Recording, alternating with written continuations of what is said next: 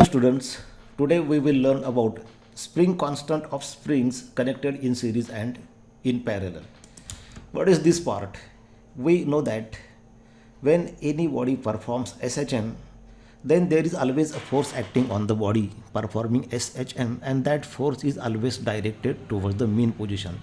जेव्हा कोणतीही एखादी वस्तू सिंपल हार्मोनिक मोशन परफॉर्म करते तेव्हा त्या वस्तूवरती एक फोर्स असतं, त्याला रिस्टोरिंग फोर्स म्हणतात आणि ते फोर्स नेहमी मीन पोझिशनकडे असतं. म्हणजे उदाहरणार्थ या फिगरमध्ये ही बॉडी ऑसिलेट होते स्प्रिंगच्या सहाय्यानं. बॉडी जेव्हा वर जाते तेव्हा फोर्स खाली मीन पोझिशनकडे असतं आणि बॉडी जेव्हा खाली जाते तेव्हा फोर्स वर मीन पोझिशनकडे असतं. And that force is given by the formula F is equal to -K × X. This force is called as the restoring force. K is a force constant which is different for different springs that depends upon elastic properties of the springs. म्हणजे हे जे के असतं spring constant म्हणा किंवा force constant म्हणा ते वेगवेगळ्या स्प्रिंगसाठी वेगवेगळं असतं आणि स्प्रिंगच्या इलास्टिक प्रॉपर्टीजवरती ते डिपेंड असतं. X is the displacement from mean position and negative sign in this equation indicates that this force and displacement are opposite. म्हणजे याचा अर्थ समजा आता ही बॉडी खाली गेलेली आहे म्हणजे डिस्प्लेसमेंट खाली झालेलं आहे आणि फोर्स हे वर असतं म्हणजे स्प्रिंग त्या बॉडीला वर ओढत असते. जेव्हा हीच बॉडी वर जाते तेव्हा स्प्रिंग कॉम्प्रेस झालेली असते, डिस्प्लेसमेंट वर झालेलं असतं आणि फोर्स हे खाली असतं, मीन पोझिशन खाली असते. A body can be made to oscillate with the help of 2 or more springs, or we can say the springs can be connected in series or in parallel. We know that different springs have different force constant and 2 or more springs can be connected together, and there are two types of combinations of springs, that is series and parallel combination. In this figure you can see the two springs are connected in series manner. The first spring having force constant K1 is connected to the second spring of force constant K2, and then body is attached to the end of second spring. When this body oscillates with the help of these two springs, the total spring constant of these two spring will have some different value. In today's part we have to find out formula for the resultant spring constant when the two springs are connected in series. We have to find out the formula for parallel combination also. What is series and parallel combination? In this first and second figure, the springs are connected in series. While in this third figure, this third and fourth figure, the springs are connected in parallel. पहिल्या आणि दुसऱ्या फिगरमध्ये तुम्हाला ह्या ज्या दोन springs या ठिकाणी जोडलेल्या दिसत आहेत त्या सिरीजमध्ये जोडलेल्या आहेत. म्हणजे एका स्प्रिंगला दुसरी स्प्रिंग आणि त्यानंतर ती बॉडी जोडलेली आहे. या ठिकाणी दोन स्प्रिंग्स या पॅरलमध्ये जोडून त्याला बॉडी जोडलेली आहे. जेव्हा ही बॉडी एकच आहे, स्प्रिंग 2 आहे, अशा पद्धतीने आपण 2पेक्षा जास्तसुद्धा स्प्रिंग जोडू शकतो आणि ती बॉडी ऑसिलेट करू शकतो. जर आपण 2 स्प्रिंग्स आता सिरीज आणि पॅरललमध्ये काय फरक आहे पहा. तर या ठिकाणी ही जी बॉडी जोडलेली आहे पॅरलल कॉम्बिनेशनमध्ये तर ती बॉडी दोन्ही स्प्रिंगच्या एका एंडला जोडलेली तुम्हाला इथं दिसते. बघा इथं हे सुद्धा पॅरलल कॉम्बिनेशनच आहे. ही बॉडी पहिल्या स्प्रिंगच्या एंडला पण जोडलेली आहे आणि दुसऱ्या स्प्रिंगच्या एंडला सुद्धा जोडलेली आहे. परंतु पहिल्या आणि दुसऱ्या फिगरमध्ये सिरीज कॉम्बिनेशनमध्ये ती बॉडी एका स्प्रिंगच्या एंडला जोडलेली आहे आणि ती दुसरी स्प्रिंग ही पहिल्या स्प्रिंगला जोडलेली आहे. ही पहिली आणि दुसरी फिगर सेम आहे, फक्त या ठिकाणी ही व्हर्टिकल पोझिशनमध्ये आहे फर्स्ट फिगरमध्ये, सेकंड फिगरमध्ये ती हॉरिझॉन्टल पोझिशनमध्ये आहे. ही थर्ड आणि फोर्थ फिगर एकच आहे पॅरलल कॉम्बिनेशनची, फक्त ते या ठिकाणी दाखवण्याचा प्रकार वेगवेगळा आहे. तर आजच्या पार्टमध्ये आपल्याला काय शिकायचं आहे की जर 2 वेगवेगळ्या स्प्रिंग्स आपण घेतल्या ज्यांचे फोर्स कॉन्स्टंट K1 आणि K2 आहे आणि ते सिरीजमध्ये जोडून मग एक बॉडी त्यांच्या सहाय्यानं ऑसिलेट केली तर हे रिझल्टंट स्प्रिंग कॉन्स्टंट काय होईल. समजा ही 4 असेल, ही 4 असेल तर सिरीजमध्ये जोडल्यानंतर त्यांचं टोटल काय होईल म्हणजे दोन्हीचं मिळून स्प्रिंग कॉन्स्टंट काय होईल किंवा फोर्स कॉन्स्टंट काय होईल. आणि जेव्हा त्याच स्प्रिंग्स आपण पॅरललमध्ये जोडू त्याच spring having the same force constant K1 and K2, then what will be their resultant force constant? We have to derive this formula in today's video. First of all, we will see series combination. Springs connected in series. This is the figure of two springs having force constant K1 and K2 connected in series. M is the mass of the body. When this body performs SHM with the help of these two springs, then we know that effective spring constant of two springs connected in series is given by 1 upon Ks equal to 1 upon K1 plus 1 upon K2.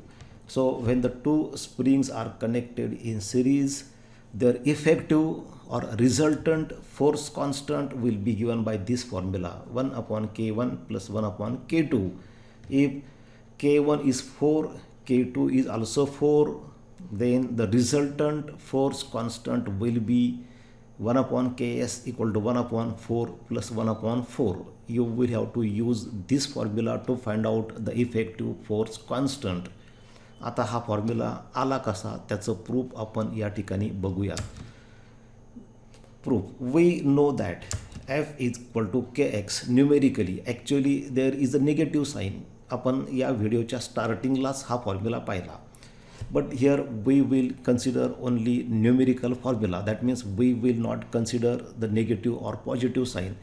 F is the force acting on this body due to these two springs. That force is called as the restoring force. K is a force constant. X is the displacement. In this case that displacement is E. हा formula आहे F equal to Kx. F हे force झालं स्प्रिंग्समुळं त्या बॉडीवर act होणारं. K हे force constant आहे आणि X हे मीन पोझिशनपासूनचं डिस्प्लेसमेंट. पण ही बॉडी जेवढी डिस्प्लेस होते राईटला तेवढं त्या स्प्रिंग्समध्ये एक्सटेन्शन होतं, म्हणून या ठिकाणी डिस्प्लेसमेंट इक्वल टू ई अपन एक्सटेन्शन इतकं घेतलेलं आहे. आणि एक लक्षात घ्या, जेवढं एक्सटेन्शन होणार तेवढंच कॉम्प्रेशन होणार. म्हणजे कॉम्प्रेशन किंवा एक्सटेन्शन हे डिस्प्लेसमेंट एक्स इतकं आहे आणि ते आपण ईने दाखवलेलं आहे. परंतु आता हा फॉर्म्युला जो आहे या ठिकाणी दोन स्प्रिंग्स आहेत आणि दोन फोर्स कॉन्स्टंट आहेत K1 आणि K2 आणि दोघांमधलं एक्सटेन्शन हे वेगवेगळं होणार आहे. त्यामुळं आपण दोन स्प्रिंगसाठी हे दोन फॉर्म्युले यूज करू. So for first spring the formula will be F equal to K1 E1 because K1 is force constant of first spring and E1 is a displacement due to first spring and that is equal to extension in the first spring.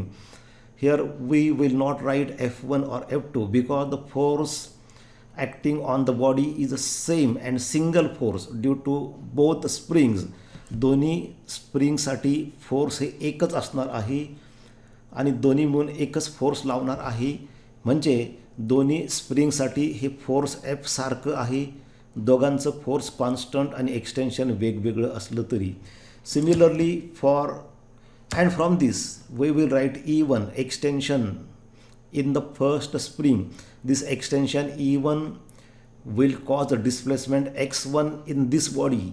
म्हणजे ह्या बॉडीचं जे extension किंवा displacement होणार आहे, extension ह्या बॉडीचं नाही स्प्रिंगचं होणार आहे. परंतु त्या एक्सटेन्शनमुळं त्या बॉडीचं जे डिस्प्लेसमेंट होणार आहे, पहिल्या स्प्रिंगमुळं किती डिस्प्लेसमेंट होणार आहे तर ते E1 equal to F upon K1 या फॉर्म्युल्याने दिलेलं आहे.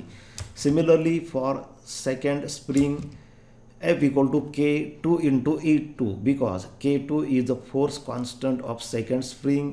E2 is extension in the second spring. F is same for both the springs. From that we can write E2 equal to F upon K2. So in this way we have got two extension, E1 extension in the first spring, E2 extension in the second spring. So total extension of both the springs will be equal to, total extension is E equal to E1 plus E2 and that will be the displacement E equal to x of this body. म्हणजे ह्या बॉडीचं जे displacement होणार आहे left किंवा राईटला तेव्हा ते त्या दोन्ही स्प्रिंगच्या एक्सटेन्शन इतकं, दोन्हीचं मिळून एक्सटेन्शन E1 प्लस E2 इतकं होणार आहे. Now in this equation E equal to E1 plus E2 keep this values. So we get this equation. काय केलं आपण, E इक्वल टू हा फॉर्म्युला आहे E equal to E1 plus E2. त्याच्यामध्ये E1ची ही value आपण ठेवू F अपॉन K1 आणि ही E2 इथं जे दिसतंय त्याची F/K2 व्हॅल्यू ठेवली, हे इक्वेशन मिळालं. Now we can take F common, so in bracket we get 1/K1 plus 1/K2. Say this is equation number 1. So this equation 1 gives extension, total extension of the two springs together, and that is equal to displacement of this body. आता असं समजा की ह्या दोन springs नसून ती एकच spring आहे. त्यामुळं हे दोन वेगवेगळे फोर्स कॉन्स्टंट K1 आणि K2 असणार नाही, तर दोघांचे मिळून एकच काहीतरी फोर्स कॉन्स्टंट असेल. आणि तिथे समजा KS आहे, स्प्रिंग त्याच आहे, पण त्या दोघांची मिळून एक स्प्रिंग झालेली आहे, त्यामुळे एक्सटेन्शन तेवढंच होईल. त्यामुळे ह्या दोघांना आपण एकच स्प्रिंग समजलं तर एक्सटेन्शनचा एक फॉर्म्युला आपल्याला मिळेल, जसा पहिल्या स्प्रिंगसाठी आपल्याला मिळाला होता E1 = F/K2, आणि दुसऱ्या स्प्रिंगचं K2 फोर्स कॉन्स्टंट असलेल्या स्प्रिंगचं एक्सटेन्शन E2, त्याचा हा फॉर्म्युला आहे F/K2. तसा आता तिसरा एक फॉर्म्युला आपल्याला मिळेल की दोन्ही स्प्रिंगचं मिळून एक्सटेन्शन E, तर दोघांची मिळून एक स्प्रिंग आणि एक्सटेन्शन E आणि फोर्स कॉन्स्टंट KS, तर तो फॉर्म्युला आपल्याला असा मिळेल E = F/Ks. So this is equation number 2. हे इक्वेशन 2 आहे. तर हे काय आहे, तर ह्या दोन स्प्रिंग्स वेगवेगळ्या नसून ती एकच स्प्रिंग आहे, त्याच्यामध्ये झालेलं ते एक्सटेन्शन आहे, फोर्स तेच आहे, आणि KS हे फोर्स कॉन्स्टंट आहे. अशा पद्धतीने आपल्याला हे इक्वेशन 2 मिळालेलं आहे. म्हणजे आता इक्वेशन 1 आणि इक्वेशन 2 पहा तुम्ही.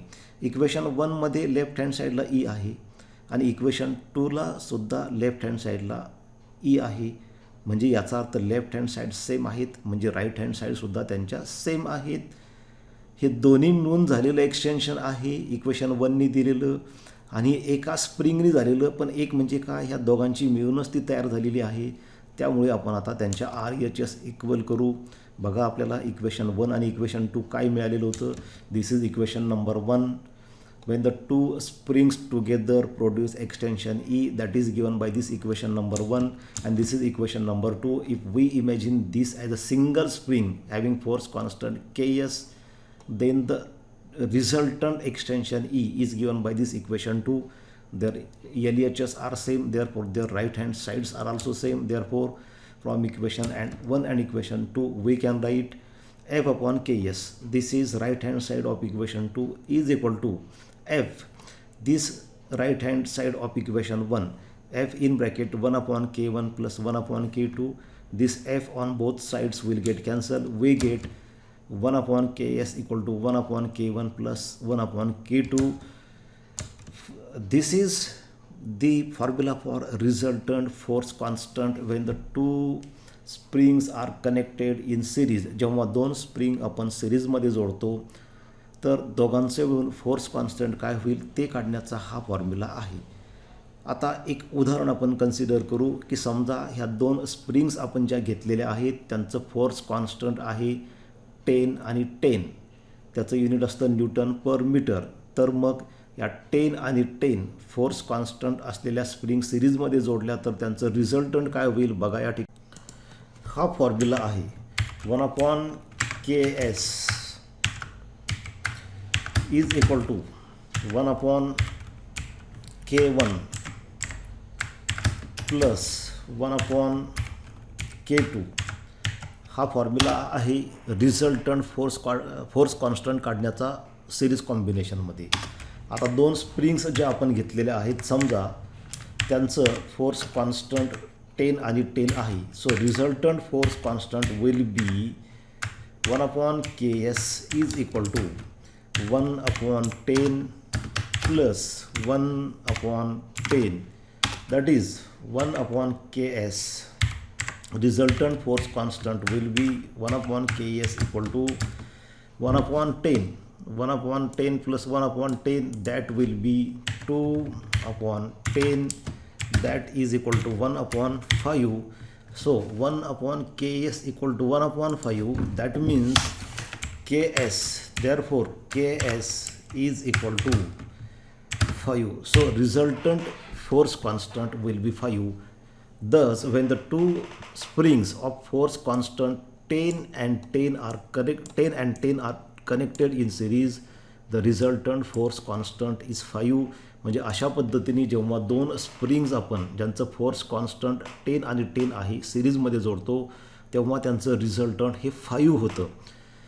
आता समजा दोनपेक्षा जास्त जर आपण जोडलेलं असतील for number of such massless springs and in this part we will assume that the mass of the spring is negligible is almost 0. म्हणजे यामध्ये आपण असं गृहीत धरून चालतो की जे मास आहे हे त्या बॉडीचं मास आहे, स्प्रिंगला मास नाही. तर आता समजा दोनपेक्षा जास्त स्प्रिंग जर आपण सिरीजमध्ये जोडलेलं असतील तर मग फॉर्म्युला अशा पद्धतीने होईल 1/Ks = 1/K1 + 1/K2 + 1/K3 plus dash dash dash. n समजा स्प्रिंग्ज असतील तर 1/Kn पर्यंत. Using sigma notation we can write sigma i = sigma i 1/Ki. म्हणजे जेवढे टर्म्स असतील तेवढ्या पद्धतीने आपल्याला ती बेरीज करावी लागेल. For 2 massless springs of spring constant K इच. समजा ह्या दोन स्प्रिंग्स ज्या आहेत त्या मासलेस तर आहेतच, परंतु त्यांचं स्प्रिंग कॉन्स्टंट समजा दोघांचंही K असेल तर मग रिझल्टंट काय होईल. We have just derived this formula 1/Ks = 1/K1 + 1/K2. इथं आपण हा फॉर्म्युला डिराईव्ह केलेला आहे. थोडा सिम्प्लिफाय करू आपण. 1/Ks = K2 + K1/K1 × K2. LCM घेतलं, K1 K2 हा प्रॉडक्ट आणि क्रॉस मल्टिप्लिकेशन घेतलं 1 × K2 that is K2, K1 × 1 that is K1. Therefore we get Ks = K2 × K1/K1 + K2. इथं फक्त काय केलं, जे डिनॉमिनेटरमध्ये होतं ते न्युमेरेटरमध्ये घेतलं, न्युमेरेटरचं डिनॉमिनेटरमध्ये आणि दोन्ही साईडला ते केलं. त्यामुळे ही स्टेप मिळाली. Ks = K2 K1/K1 + K2 means product upon sum. Because this K2 × K1 is a product of spring constant, therefore product upon K1 + K2, that is sum of two springs constant, therefore sum. Here K1 = K2 = K. समजा दोन्ही स्प्रिंगचं spring constant हे same असेल तर मग काय मिळेल, तर या फॉर्म्युल्यामध्ये K2च्या जागी K आणि K1च्या जागेवर सुद्धा K ठेवा. So we get Ks = K × K/K + K, K × K 2K, 1K will get cancel. We get Ks = K/2. Therefore, when spring constant of both the springs is K, say 10 and 10, resultant force constant will be 10/2 = 5. म्हणजे मगाशी आपण जे पाहिलं की दोन spring ज्यांचं spring constant force constant हे 10 आणि 10 आहे सिरीजमध्ये जोडल्यानंतर रिझल्टंट 5 होतं. समजा ही स्प्रिंग फोर्स कॉन्स्टंट 100 आहे, दुसऱ्याचं पण 100 आहे, तर दोघांचं मिळून किती होईल, तर 100/2 म्हणजे 50 होईल. म्हणजे निम्म होतं. For n such identical massless springs in series, resultant force constant Ks will be K/n. याचा अर्थ समजा आपण जर या ठिकाणी 10, 10 आणि 10 फोर्स कॉन्स्टंट असलेल्या 3 स्प्रिंग जोडल्या तर तिघांचं रिझल्टंट काय होईल, तर 10/3. समजा 15, 15 आणि 15 अशा 3 स्प्रिंग्ज आपण जोडल्यात ज्यांचं स्प्रिंग कॉन्स्टंट किंवा फोर्स कॉन्स्टंट हे 15, 15 आणि 15 आहे. तर तिघांचं मिळून रिझल्टंट काय होईल, तर 15/3. कारण 3 जोडलेले आहेत. 15/3 म्हणजे होईल 5. समजा 4 जोडले आपण, समजा 10, 10च्या 4 जोडले आपण 10, 10, 10, 10 सिरीजमध्ये, तर रिझल्टंट काय होईल, तर 10/4.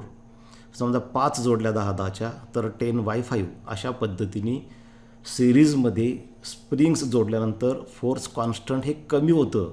10, 10च्या 2 जोडल्या तर ते 5 होतं.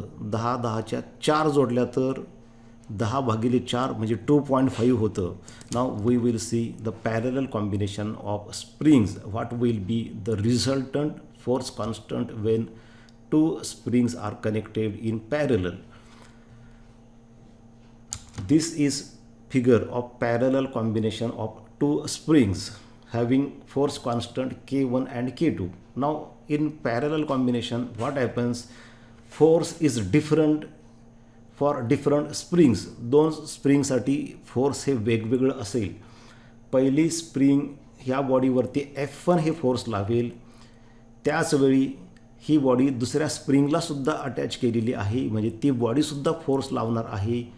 आणि दोघांचं फोर्स कॉन्स्टंट K1 K2 हे वेगवेगळं असल्यामुळं दोन्ही स्प्रिंगनी लावलेलं फोर्स हे सुद्धा वेगवेगळं असेल, परंतु दोन्हीचं मिळून ते फोर्स हे F1 + F2 होईल. पहिल्या स्प्रिंगचं फोर्स हे F1 असेल, दुसऱ्या स्प्रिंगचं फोर्स F2 असेल, तर दोन्ही फोर्सेस त्या बॉडीवरती लागतात, म्हणजे टोटल फोर्स हे F1 + F2 होईल. दोघांमधलं एक्सटेन्शन मात्र सेम राहील, कारण बॉडी एकच आहे. बॉडीचं डिस्प्लेसमेंट म्हणजे स्प्रिंगचं एक्सटेन्शन. आता बॉडीचे दोन वेगवेगळे डिस्प्लेसमेंट होऊ शकत नाही, त्यामुळे दोन्ही स्प्रिंगसाठी दोन वेगवेगळे एक्सटेन्शन असू शकत नाही. दोन्हीसाठी एक्सटेन्शन सेम असेल. सिरीजमध्ये कसं होतं, दोघांमध्ये एक्सटेन्शन वेगवेगळं होतं, दोघांचं फोर्स कॉन्स्टंट वेगवेगळं होतं, परंतु फोर्स एक होतं. या ठिकाणी फोर्स वेगवेगळे आहेत, फोर्स कॉन्स्टंट K1 K2 वेगवेगळे आहेत, परंतु एक्सटेन्शन एकच आहे. This is also parallel combination, कारण या बॉडीवर सुद्धा दोन्ही स्प्रिंग फोर्स लावतात. We know that F = Kx. F is the force exerted by the spring on the body performing SHM. K is a force constant, X is displacement. Here we can write K into E, because in this case displacement of body is equal to extension in the body. Now there are two forces, therefore there will be two equations. For first spring, the equation will be F1 = K1 into E. Force exerted by first spring is F1, so here F1. Force constant of first spring is K1, hence we have written K1 here. Extension is E. Similarly, for second spring, F2 = K2 into E. Forces F1 F2 are different.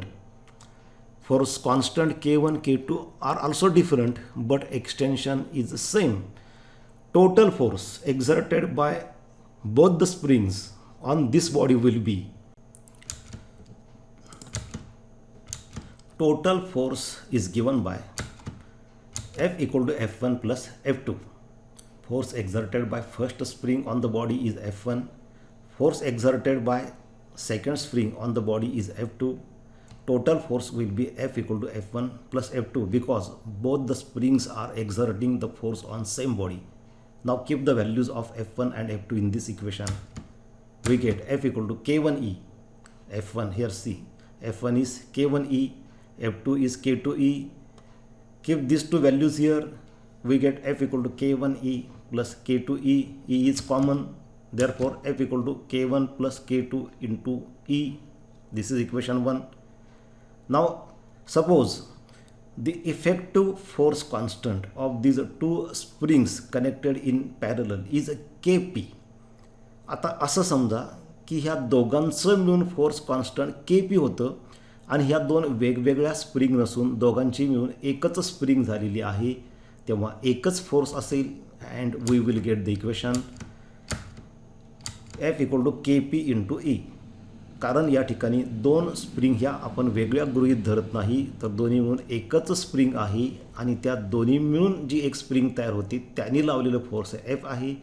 Kp is the force constant of these two springs together, and E is the extension, which is same. Now equation, if you see equation 1 and equation 2, their left hands are same, therefore their right hands are also equal.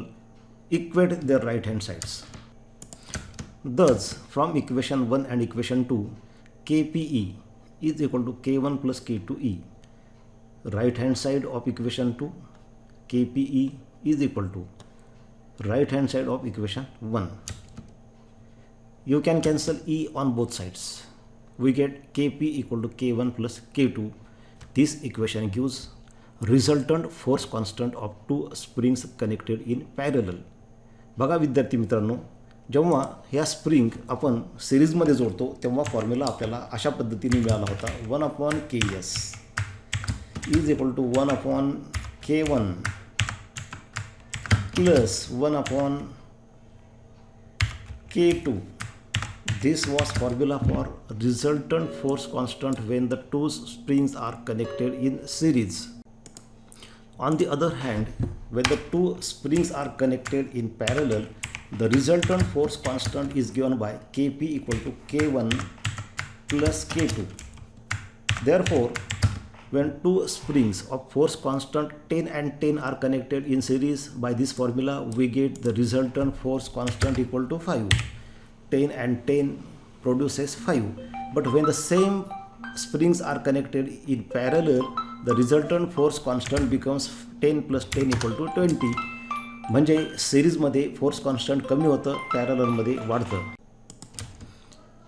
For number of such massless springs in parallel, हे झालं दोन स्प्रिंगसाठी, पॅरललमध्ये जोडलेल्या दोन स्प्रिंगसाठी. पण अशा पद्धतीने 3, 4, 5 अशा अनेक स्प्रिंग जर पॅरललमध्ये जोडलेल्या असतील तर फॉर्म्युला काय होईल? The formula will be Kp equal to K1 plus K2 plus K3 plus dash dash dash equal to sigma i Ki. I is a variable that can be 3, 4, 5. समजा 5 असेल तर K1 plus K2 plus K3 plus K4 plus K5 जेवढ्या springs असतील तेवढे terms त्या ठिकाणी येतील. For two massless springs of spring constant K each, म्हणजे दोन्ही स्प्रिंगचं स्प्रिंग कॉन्स्टंट फोर्स कॉन्स्टंट हे K असेल समजा, म्हणजे सारखं असेल, तर मग काय होईल? फॉर्म्युला होईल Kp equal to K1 plus K2 that is K plus K, कारण दोन्ही स्प्रिंगचं फोर्स कॉन्स्टंट K आहे, that is equal to 2K. म्हणजे सिरीजमध्ये आपण पाहिलं होतं की Ks काय होतं, तर K/2 म्हणजे डिवायडेड बाय 2, म्हणजे दोन्ही डिवाईड करावं लागत होतं, म्हणजे निम्म होत होतं. या ठिकाणी 2K म्हणजे डबल होतं. म्हणजे पॅरललमध्ये फोर्स कॉन्स्टंट वाढतं, सिरीजमध्ये कमी होतं.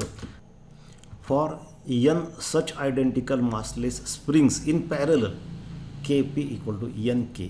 म्हणजे या ठिकाणी दोन स्प्रिंग्स दाखवलेले आहेत पॅरललमध्ये, अशा जर n जोडल्या आपण तर रिझल्टंट काय होईल?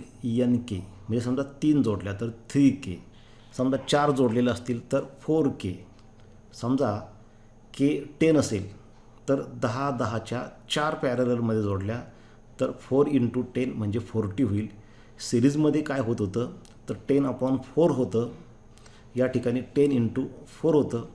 तर अशा पद्धतीने आपण आजच्या व्हिडिओमध्ये 2 किंवा 2पेक्षा जास्त स्प्रिंग्स सिरीज किंवा पॅरलमध्ये जोडल्यानंतर त्यांचं रिझल्टंट फोर्स कॉन्स्टंट काय होतं त्याबद्दल शिकलो आहे. Thank you for watching.